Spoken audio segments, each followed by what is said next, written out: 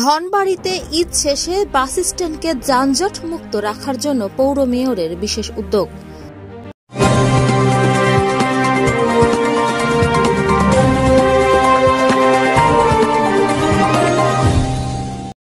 সারা বাংলাদেশের মতো টাঙ্গাইলের ধনবাড়ি উপজেলাতেও ঈদ শেষ শুরু হয়েছে কর্মস্থলমুখী মানুষদের কর্মস্থলে ফেরা।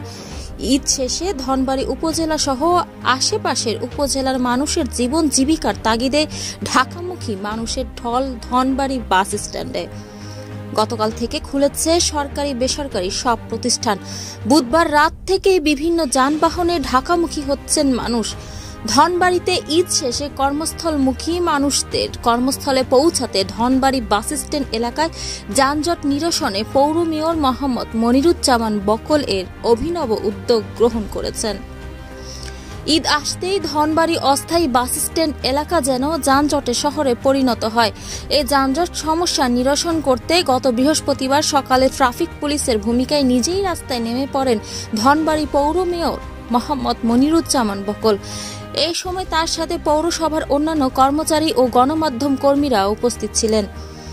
পৌর মেয়র প্রায় সময় তার দাপ্তরিক কাজ শেষে বা দিনের শুরুতে যানজট নিরসনে নিয়মিত পুলিশদের উৎসাহ দেওয়ার জন্য নিজেই যানজট সমস্যা নিরসন করতে রাস্তায় নেমে পড়েন। ফুটপাত ও সড়ক দখল করে দোকানপাটি স্থাপন এবং ইজি বাইকের কারণে ধনবাড়ি বাস স্ট্যান্ডে যানজট সৃষ্টি হয়। মেয়র মোহাম্মদ মনিরুজ্জামান বকলের নির্দেশনায় বাস স্ট্যান্ড এলাকায় যানজট সমস্যা নিরসনের জন্য বাঁশ দিয়ে অস্থায়ী রোড ডিভাইডার তৈরি করা হয়। এই অস্থায়ী রোড ডিভাইডার তৈরি করার ফলে ধনবাড়ি বাস স্ট্যান্ড যানজট মুক্ত করতে সক্ষম হয়েছেন মেয়র মোহাম্মদ মনিরুজ্জামান বকল।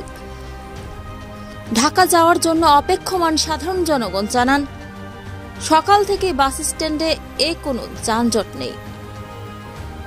বাঁশ দিয়ে অস্থায়ী রোড ডিভাইডার তৈরি করার জন্য সহজেই আমরা গাড়িতে যেতে পারছি। আগে বাস স্ট্যান্ড দীর্ঘ সময় গাড়ির জন্য অপেক্ষা করতে হতো। ধনবাড়ি বাস স্ট্যান্ডকে যানজট মুক্ত করার জন্য আমাদের পৌর মেয়র মোহাম্মদ মনিরুজ্জামান বকলকে ধন্যবাদ জানাই। ধনবাড়ি বাস স্ট্যান্ডকে যানজট মুক্ত করে প্রশংসায় ভাসছেন পৌর মেয়র মোহাম্মদ মনিরুজ্জামান বকল। মৌমিতা তন্নি, ডিপিসি নিউজ 24 ঢাকা।